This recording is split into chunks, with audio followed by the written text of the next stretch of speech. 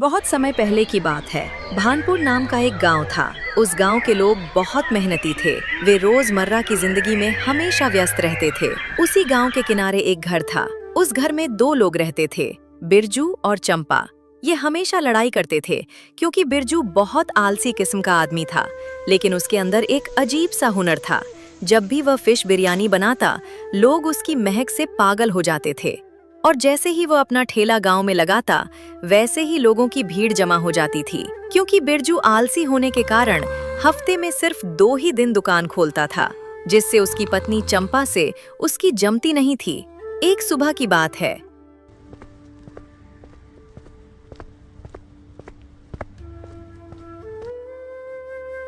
अरे ओ बिरजू के बच्चे, उठ!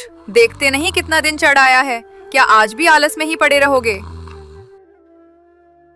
अरे चंपा, क्या सुबह सुबह ही शुरू हो गई? अभी तो रात को ही दुकान बंद की थी। आज आराम करने दे। आज बिरयानी नहीं बेचूंगा। कोई बहाना नहीं चलेगा। याद है ना, पिछली हफ्ते तूने सिर्फ एक ही दिन ठेला लगाया था। गांव के लोग पूछ रहे हैं, ग्राहक खाली हाथ लौट रहे हैं। उठो और अभी के अभी तालाब से ताजी मछलियां लेकर आओ। अरे मेरी सीधी सादी चंपा, तू भी ना, इतना क्या परेशान होना? लोग इंतजार करते हैं तो करने दे। बिरयानी तो 2 दिन बाद भी उतनी ही स्वादिष्ट बनेगी। आज बहुत थकान है, मैं नहीं जा रहा। तुम कभी नहीं सुधरोगे। लोग तुम्हारी बिरयानी की खुशबू के दीवाने हैं और तुम उनके साथ ये नाइंसाफी करते हो। मैं यहाँ दिन रात मेहनत करती हूँ और तुम बस सोते रहते हो। अगर आज तुम मछली लाने नहीं गए तो मैं आज खुद ठेला लेकर पूरे गांव में तुम्हारी सारी अलमारी के कपड़े बेच आऊंगी। चंपा का ये रौद्र रूप देखकर बिरजू समझ गया कि अब बात बढ़ गई है। वो जानता था कि चंपा जो कहती है वो करके दिखाती है। उसने हार मानते हुए आह भरी। अरे बाबा रे बाबा, ठीक है। इतना गुस्सा क्यों हो रही है? जा रहा हूँ। चंपा को किसी तरह शांत करके बिरजू अनिच्छा से घर से निकला। उसके पैरों में जैसे जान ही नहीं थी। आलस के कारण वो धीमी गति से चल रहा था। चलते चलते रास्ते में एक पेड़ के नीचे रुक जाता है।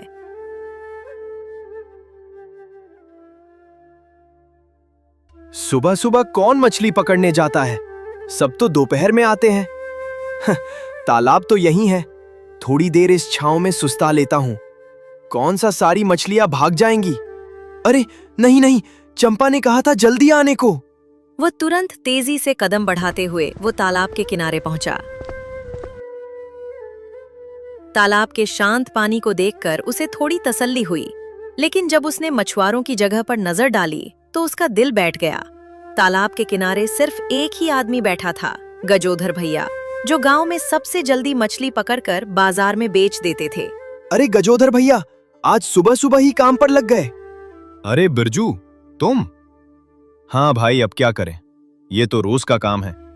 तुम इतने लेट क्यों आए?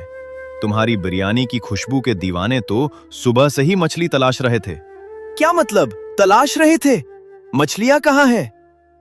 मछली? अरे मेरे भाई, मैं तो अब घर जा रहा हूं। तुम आज फिर लेट हो गए। तालाब में जितनी भी बढ़िया और ताजी मछलियां थीं, सब मैंने पकड़ लीं और बाजार में बेच भी आया। अब तो बस छोटी मोटी मछलियां बची हैं, जो तुम्हारी बिरयानी के लायक नहीं है। ये क्या कर दिया गजोधर भैया? अब मैं चंपा को क्या जवाब दूंगा? बिरयानी के लिए मुझे खास मछलियां चाहिए थीं। देखो बिरजू, तुम्हारा हुनर लाजवाब है। तुम्हारी बिरयानी का जादू पूरे भानपुर में चलता है। लेकिन एक बात हमेशा याद रखना, आलस से धंधा नहीं चलता। थोड़ा समय से आओ, यही ठीक रहेगा। ग्राहक की सेवा करनी है तो तुम्हें सुबह सूरज उगने से पहले उठना होगा, न कि सूरज चढ़ने के बाद। गजोधर भैया की बातें सुनकर और खाली तालाब देखकर बिरजू का आलस तुरंत काफूर हो गया। उसे अब चंपा के गुस्से और गांव के ग्राहकों की निराशा दोनों का डर सताने लगा। वह जानता था कि अगर आज बिरयानी नहीं बनी तो भर में भूचाल आ जाएगा। उसने फौरन बाजार की ओर भागना शुरू कर दिया। बिरजू बाजार पहुंचा। यहाँ सुबह का समय होने के कारण भी मछली बाजार में थोड़ी बहुत भीड़ थी। उसे लगा कि यहाँ तो ताजी मछली जरूर मिलेगी। वह एक मछली वाले के दुकान पर गया। हो भाई, ये ताजी वाली मछलियां किस भाव दे रहे हो? अरे बिरजू भाई, तुम यहाँ? क्या बात है, आज खुद जाल नहीं डाला? भाव पूछो मत, आज सुबह की ताजी माल है, एकदम ऊंची कीमत पर मिलेगा। क्या ऊंची कीमत? कल तो इसी मछली का भाव कम था। तुम क्या लूट मचा रहे हो? मुझे इतनी सारी मछलियां चाहिए, कुछ तो रहम करो। तुम्हारी बिरयानी इतनी मशहूर है और तुम भाव की चिंता कर रहे हो। उसने एक ऊंचा भाव बताया जो सामान्य से लगभग दोगुना था। ये सरासर बेईमानी है। तुम मेरी मजबूरी का फायदा उठा रहे हो। अरे बिरजू भाई, इतना क्या मगजमारी कर रहे हो? यह बाजार है, लेना है तो लो, नहीं तो आगे बढ़ो। मंगल भाई की मछली ताजी होती है। तुम्हें बिरयानी बनानी है तो पैसे तो लगाने पड़ेंगे ना। ग्राहक की इस टिप्पणी ने बिरजू के गुस्से को और भड़का दिया। वह गुस्से से तमतमा उठा और मछली वाले से चिल्लाकर बोला, तुम सब मिलकर मुझे लूट रहे हो। ठीक है, मेरी मजबूरी है, आज लूटना है तो लूट लो। मजबूरी में बिरजू ने मुंह मांगी कीमत पर जितनी मछलियों की उसे जरूरत थी उतनी खरीद ली। उसकी जेब खाली हो चुकी थी और उसका मन गुस्से और निराशा से भरा था।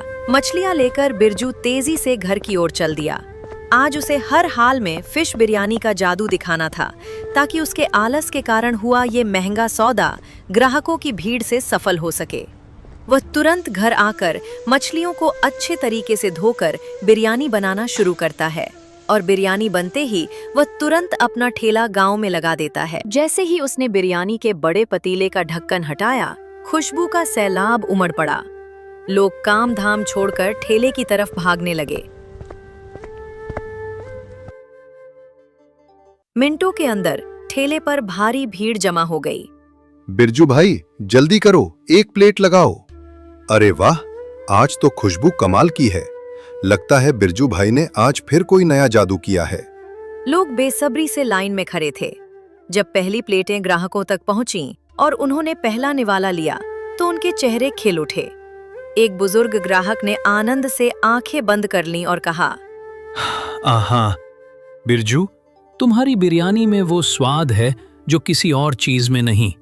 ये महंगी मछलियों का स्वाद नहीं, ये तो तुम्हारे हाथ का जादू है। इसकी खुशबू ही आधी पेट भर देती है। सही कहा, भले ही हफ्ते में 2 ही दिन दुकान खोलो, लेकिन जब खोलते हो तो पूरा गांव मदहोश हो जाता है। ऐसी फिश बिरयानी पूरे जिले में नहीं मिलेगी। सच में लाजवाब। सारे ग्राहक बिरजू की बिरयानी की तारीफों के पुल बांध रहे थे। वे बिरजू के स्वाद की, उसकी अद्भुत कला की बड़ाई कर रहे थे। 1 घंटे के अंदर ही सारी बिरयानी बिक गई। बिरजू ने महंगी मछली खरीदी थी, लेकिन उसकी बिक्री इतनी शानदार हुई कि उसका मुनाफा सामान्य दिनों से भी ज्यादा था। शाम को जब बिरजू और चंपा हिसाब लगा रहे थे, तो चंपा के चेहरे पर संतोष था। देखा चंपा, मेरा हुनर हमेशा जीतता है। हुनर तो है, लेकिन अगर आज आलस के कारण तुम बाजार नहीं जाते और इतनी महंगी मछली नहीं लाते, तो हमारा मुनाफा और कितना ज्यादा होता, सोचा है? तुम सही कह रही हो चंपा। आज के बाद आलस नहीं, हुनर को समय पर इस्तेमाल करना भी एक कला है। उस दिन के बाद बिरजू ने अपनी आदत बदलने का फैसला किया और फिर दोनों सो गए।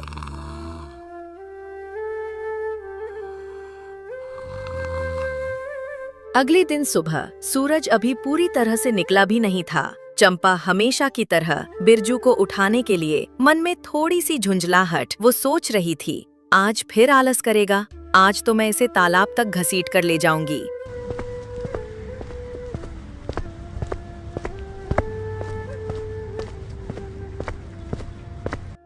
चंपा ने कमरे का दरवाजा खोला, लेकिन बिस्तर खाली देखकर वो हैरान रह गई। अरे, बिरजू कहाँ गया? बेजू, ओ बेजू, कहाँ हो? कोई जवाब नहीं आया। चंपा को लगा कि शायद वो फिर से कहीं जाकर पेड़ के नीचे सो गया होगा। वो गुस्से से रसोई की ओर मुड़ी कि देखे शायद पानी पीने गया हो, लेकिन जैसे ही वो रसोई के दरवाजे पर पहुंची, उसके कदम ठिठक गए। रसोई में चूल्हे पर आग जल रही थी। बिरजू, जिसे वो हमेशा आलस की मूर्ति समझती थी, पूरी लगन से काम में जुटा हुआ था। वो धीमी आंच पर मसाला भून रहा था। कल की घटना से सबक लेकर वो आज सुबह सूरज निकलने से भी पहले उठ चुका था। मैं कितनी खुश हूँ बिरजू, तुम्हें इस तरह काम करते देखकर मुझे बहुत संतोष मिला। अब मुझे विश्वास हो गया कि तुम्हारा हुनर और तुम्हारी मेहनत दोनों मिलकर हमें दूर तक ले जाएंगे। देखा, एक दिन का नुकसान और तुम्हारी डांट मेरे आलस को दूर भगाने के लिए काफी थी। अब रोज ताजी फिश बिरयानी बनेगी और समय पर ठेले पर बिकेगी। उस दिन भी बिरजू ने अपनी बिरयानी का ठेला गांव के मुख्य चौराहे पर लगाया। सूरज की रोशनी में बिरयानी की खुशबू हवा में तैर रही थी और गांव के लोग लाइन लगाना शुरू ही कर रहे थे। तभी भीड़ से हटकर एक असामान्य व्यक्ति ठेले की तरफ आया। ये गांव का कोई आम आदमी नहीं था। उसने पैंट शर्ट पहन रखी थी, जो भानपुर के साधारण परिवेश में बहुत अलग दिखती थी। उसके जूते पॉलिश थे, जो किसी काम से शहर से भानपुर आया हुआ था। अरे भाई, ये क्या बेच रहे हो? जी ये फिश बिरयानी है बाबूजी, पूरे भानपुर में मशहूर है। ठीक है, मुझे एक प्लेट लगा कर दो। बिरजू ने तुरंत ताजी महकती हुई बिरयानी की एक प्लेट परदेशी बाबू को दी। परदेशी बाबू ने थोड़ा संकोच करते हुए पहला निवाला लिया। जैसे ही बिरयानी उनके मुंह में गई, परदेशी बाबू की आंखें आश्चर्य से फैल गईं। बिरयानी का स्वाद सचमुच अजीब था। मसालों का ऐसा संतुलन, मछली की ताजगी और बिरजू के हाथ का वह अजीब सा हुनर, सब कुछ मिलकर एक ऐसा स्वाद पैदा कर रहे थे जो उन्होंने पहले कभी नहीं चखा था। ये स्वाद सिर्फ स्वादिष्ट नहीं था, बल्कि इतना खास था कि उन्हें तुरंत समझ आ गया कि ये कोई साधारण पिग्ड वाइन नहीं है। बस करो बिरजू, मुझे अब और नहीं चाहिए। स्वाद अच्छा नहीं, बल्कि यह अद्भुत है। ऐसा स्वाद मैंने आज तक नहीं चखा। सुनो बिरजू, यह बिरयानी सिर्फ भानपुर गांव के लिए नहीं बनी है। ये जो भी बचा है, ये सारी की सारी बिरयानी मैं खरीद रहा हूं, अभी के अभी।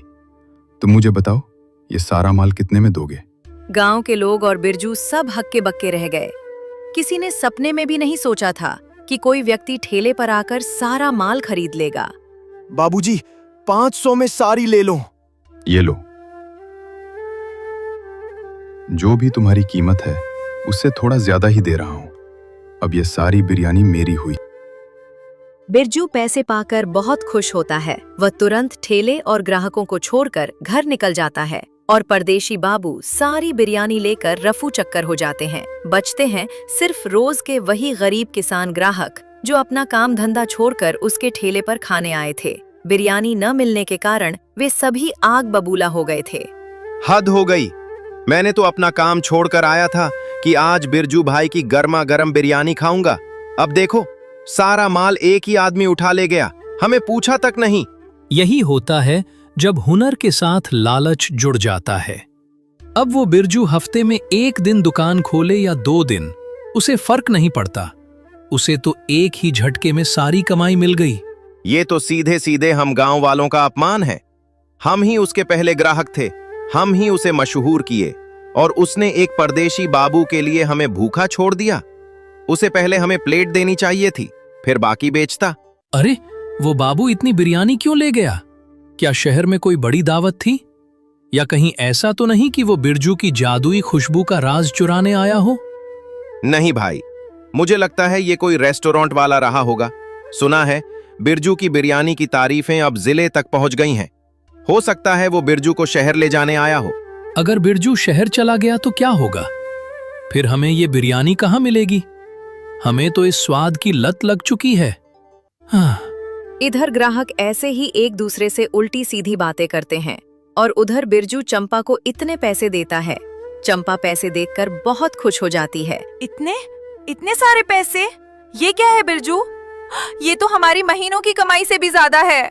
हाँ चंपा, ये सब उसी परदेशी बाबू का कमाल है, प्रशांत बाबू का। उसने मेरी सारी बिरयानी, हाँ, एक एक दाना खरीद लिया। सिर्फ पैसे के लिए नहीं, बल्कि मेरे हुनर के लिए। ओ बिरजू, मैं कितनी खुश हूँ, मैं तुम्हें बता नहीं सकती। ये सब तुम्हारी मेहनत का नतीजा है। आज तक मैं तुम्हें तुम्हारे आलस के लिए डांटती थी, लेकिन मैं हमेशा जानती थी कि तुम्हारे हाथों में जादू है। ये हुनर लाखों करोड़ों में एक है। देखो, इस एक दिन के आलस ने तुम्हें एक बड़ा सबक सिखाया था। कल जब तुम सुबह जल्दी उठे थे और मेहनत की थी, तभी ये मौका मिला। अगर तुम आज भी देर से उठते तो वो बाबू तुमसे पहले चला जाता। तुम सही बोल रही हो चंपा, अब हम दोनों को मिलकर काम करना होगा। इतनी बात कर दोनों सो जाते हैं।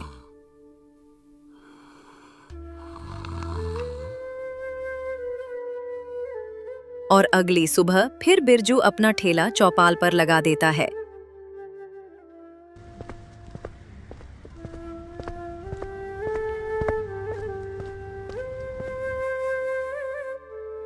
ग्राहक आते हैं, लेकिन उसकी निगाह उस परदेशी बाबू पर ही टिकी हुई थी। हे भगवान, आज फिर उस परदेशी बाबू को भेज दो। वह इतना मन में सोच ही रहा था कि तभी परदेशी बाबू फिर आ जाता है।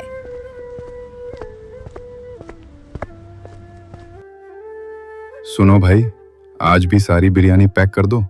इतना सुनते ही बिरजू बहुत खुश होता है।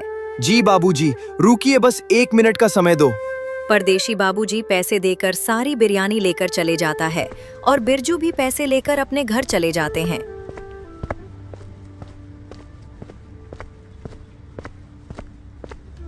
ग्राहक अब और गुस्से में हो जाते हैं। ये क्या हो गया बिरजू को? कल तक जो आदमी आलस के कारण दुकान नहीं खोलता था, आज वही आदमी लालच के कारण हमारी बिरयानी शहर भेज रहा है। पैसा आदमी को कितना बदल देता है। याद है जब बिरजू ने पहली बार ठेला लगाया था? उसकी बिरयानी इतनी सस्ती थी और इतनी स्वादिष्ट। हम सब ने मिलकर उसकी तारीफें की थीं। मैंने ही तो जिले के बाजार में उसके नाम की चर्चा की थी। हाँ, और अब देखो, वही बिरजू हमारी वजह से अमीर हो गया और हमें ही धोखा दे रहा है। क्या ये भूल गया कि एक दिन आलस के कारण इसे महंगी मछली खरीदनी पड़ी थी? मुझे तो लगता है कि उस शहर वाले ने जरूर बिरजू को डराया होगा या उसे कोई जादू करके वश में कर लिया होगा। हमारा बिरजू इतना लालची नहीं हो सकता। वो तो दिल का अच्छा है। जादू वादू कुछ नहीं होता, ये सारा खेल पैसे का है। बिरजू को एक ही झटके में इतनी कमाई हो रही है जितनी वो गांव वालों को बेचकर कभी नहीं कमा सकता था। वो तो व्यवसायी बन गया है। हमें क्या करना चाहिए? क्या हमें यहां से जाना चाहिए? अगर हम यहां से चले गए तो कल वो फिर वही करेगा। नहीं, हम यहां से नहीं जाएंगे। हम यहां तब तक खड़े रहेंगे जब तक वो बाहर आकर हमसे बात नहीं करता और हमें वादा नहीं करता कि वो हफ्ते में कम से कम 4 दिन गांव वालों के लिए बिरयानी बेचेगा। वो हमारा अपना है। हम उसे यूं ही शहर वालों के हाथों में नहीं जाने देंगे। भानपुर का गौरव बिरजू है और बिरजू की बिरयानी भानपुर की है। बाबा, यहां खड़े होने से कुछ नहीं होगा। हमें तुरंत उसके घर चलो। सभी लोग बात पर सहमत होकर उसके घर जाते हैं।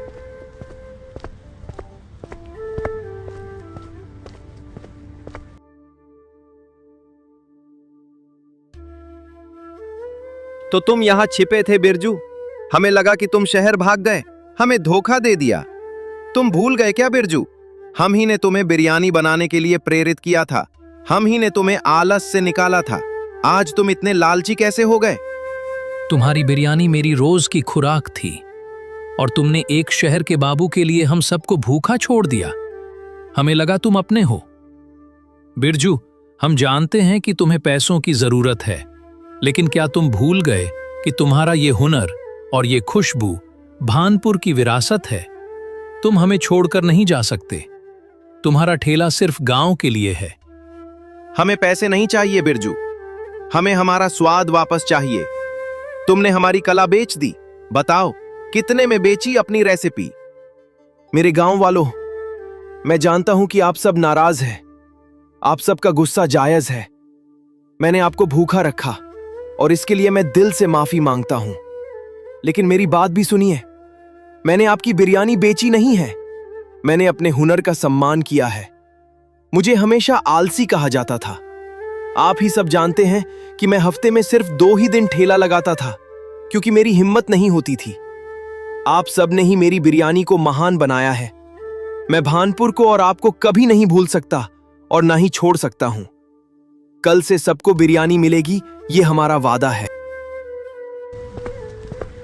बिरजू के वादे पर सहमत होकर सभी गांव वाले शांत मन से वापस लौट गए। अगले दिन बिरजू ने अपनी बिरयानी की मात्रा बढ़ा दी और अपना ठेला गांव के चौपाल पर लगा दिया।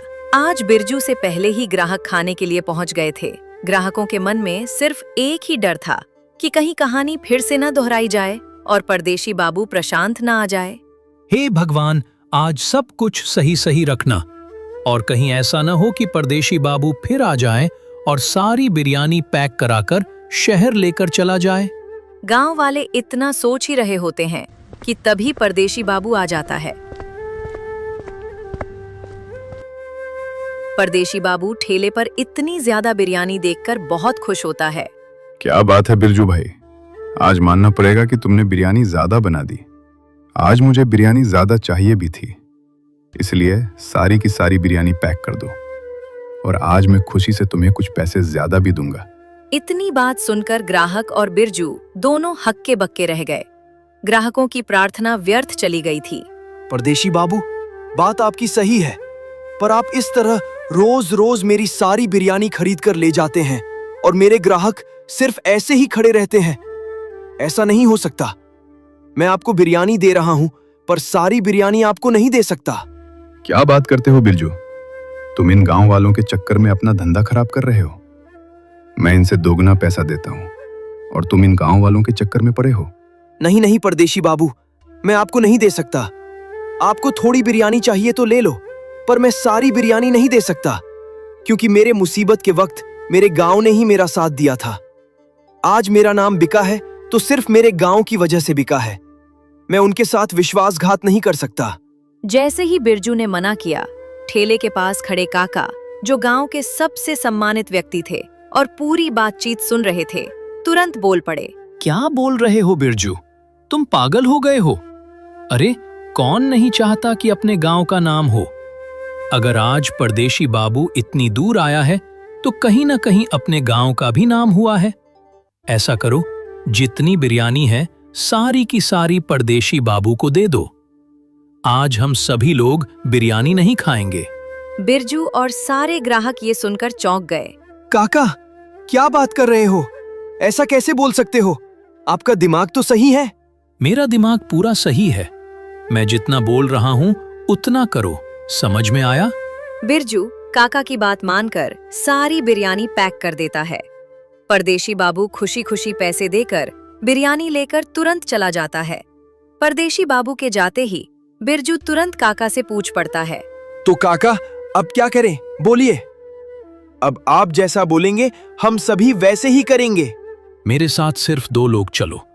हम उसका पीछा करते हैं और आज दूध का दूध, पानी का पानी हो जाएगा कि आखिरकार ये इतनी बिरयानी इतने महंगे दाम में खरीद कर क्या करता है।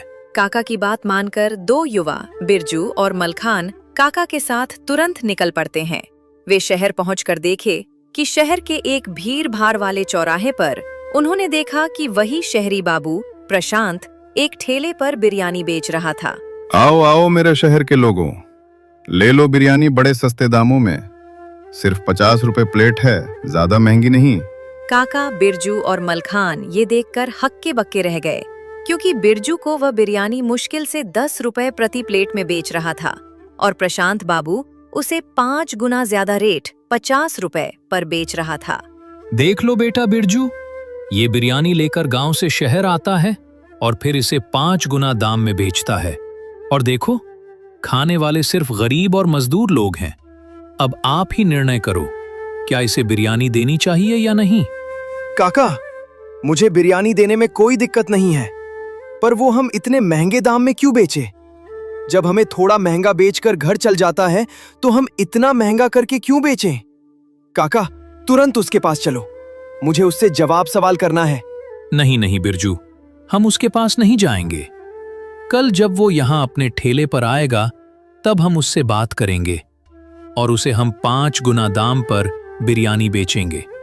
हाँ, और जैसे ही अपने पास कुछ पैसे हो जाएंगे वैसे ही शहर में भी अपना एक ठेला लगा लिया जाएगा।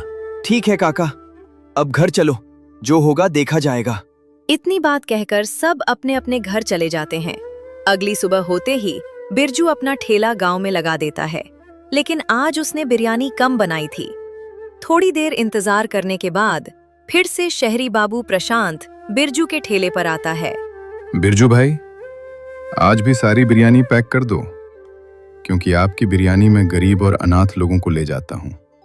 आप गलत ना सोचें, आपकी बिरयानी खाकर लोग आपको पुण्य देंगे। पुण्य पाप का फैसला करने वाले आप कौन होते हैं? मैंने सब कुछ अपनी आंखों से देख लिया है। तुम मुझसे सस्ते दाम में बिरयानी ले जाते हो और शहर जाकर 5 गुना दाम में बेचते हो। तुम्हें शर्म नहीं आती? क्या बात कर रहे हो बिरजू?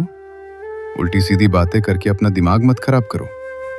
हाँ, मैं सस्ते दामों में बिरयानी ले जाता हूं। अगर मैं उसे महंगे दाम में नहीं बेचूंगा तो मेरा घर कैसे चलेगा? घर चलाने के लिए क्या तुम गरीब लोगों का खून चूसोगे? अरे कुछ तो शर्म करो। हम बस थोड़े दम में खुश रह सकते हैं। इतना भी किसी से मत लो कि वो अपनी रोजी रोटी कमाना छोड़ दे। तुम मुझे साफ साफ बताओ कि बिरयानी दोगे या नहीं, क्योंकि मेरे पास समय नहीं है। तुम नहीं दोगे तो कोई दूसरा देगा, पर देगा जरूर। नहीं दूंगा। अब मेरी बिरयानी सिर्फ मेरे गांव वालों के लिए बनेगी, चाहे बिके या न बिके। बिरजू की इतनी बात सुनकर प्रशांत बाबू गुस्से में आग बबूला हो गए और वहां से जाने लगा। तभी काका बोल पड़े। रुको बाबूजी, बिरजू का फैसला सही है, तुम यहाँ से जाओ। प्रशांत के जाने के बाद गांव वाले खुश होकर बिरयानी खाने के लिए बिरजू के ठेले पर जमा हो गए। बिरजू को अपने हुनर पर गर्व महसूस हुआ। आज उसने पैसों से ज्यादा अपने गांव और ईमानदारी को चुना था।